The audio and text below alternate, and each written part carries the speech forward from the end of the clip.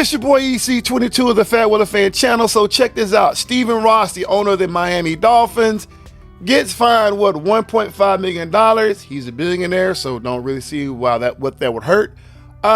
He gets suspended for a few games, basically work from home, and he loses a future first and third round pick.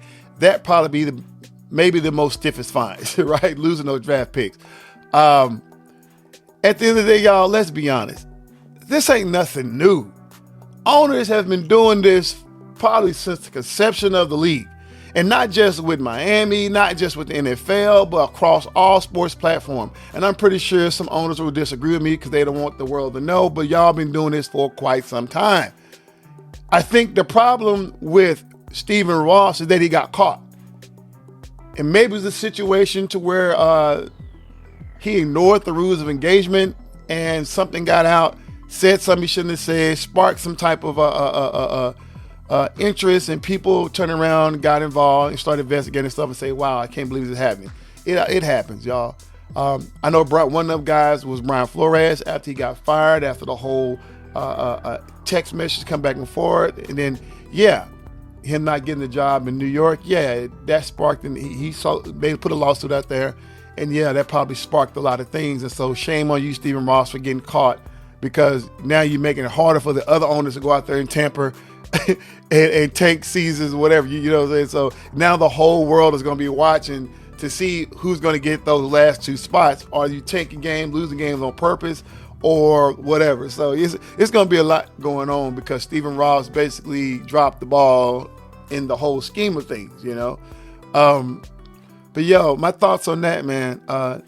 This to me is a spotlight on how they really treated Brian and what Brian's purpose for being in Miami really was.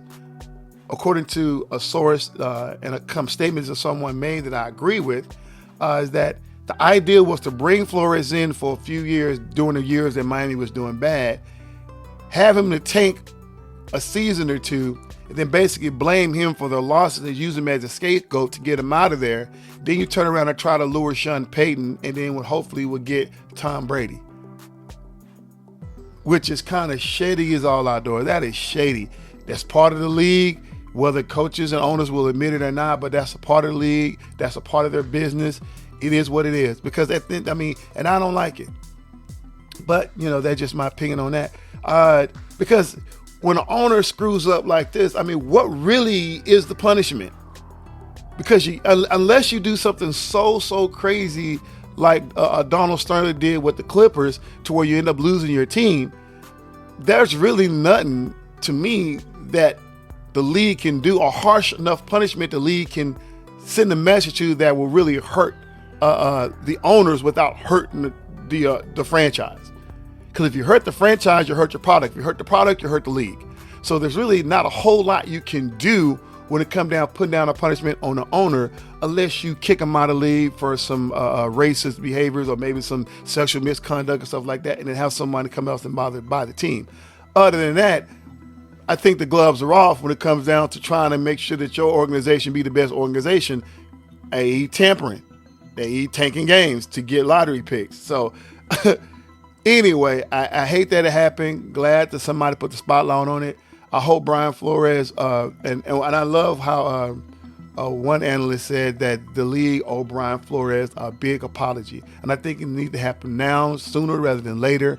They need to apologize, you know. And I think that the owners, which they probably won't, I think he need to get another chance at a head coaching job.